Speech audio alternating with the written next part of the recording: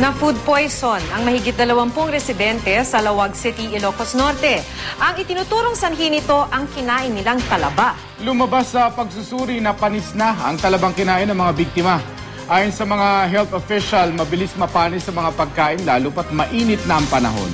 Makibalita tayo kay Mark Masudog ng GMA Ilocos. Ang mga talabang ito ang itinuturong dahilan kaya na food poison ang mga residente ng Barangay Kaawakan, Lawag City, Ilocos Norte. Mahigit 20 ang nakaranas ng pananakit ng tiyan, panghihina ng katawan at pagkahilo kahapon. 4 sa kanila ang nasa ospital pa rin ngayon. Ang iba, sa bahay nila nagpapagaling at inaasikaso ng City Health Office. Ayon sa isa sa mga biktima, galing sa Ilocos Sur ang mga talabang nabili nila at iniluto. Okay, dati sakit di bugsi ko, sir. Sapatin nila kay ikaw. Hospital ko kumapay. Ngim, alaki, uret na nagtuparak. Nadanong kumiten, diyan ako kinmanugang ko, diya balay da nga. Isuda nga, tinapang kunanganan, serta sa nga baso, talo kam lang nagsida. Gayam, pati mi isuda, agsakit mi gayam ti tiyanda. Sa investigasyon ng City Health Office, napag-alamang panis na ang kinaing talaba ng mga residente.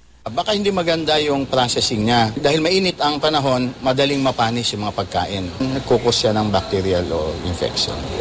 Nagpositibo rin sa bakterya ang kinain nilang talaba batay sa pagsuri ng ospital.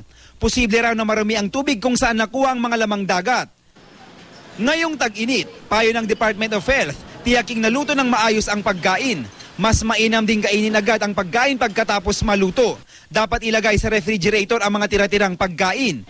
Initin din ito bago kaining muli. Siguro hindi malinis ang kamay bago at pagkatapos magluto at kumain. Mark Masudog, Nagbabalita, Pilipinas.